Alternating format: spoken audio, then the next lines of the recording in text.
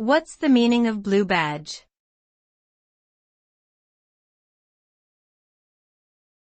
Blue badge.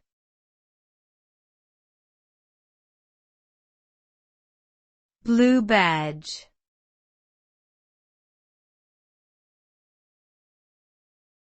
Blue badge.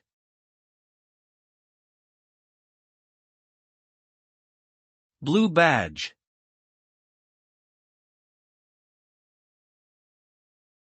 The term blue badge can refer to several different things, depending on the context.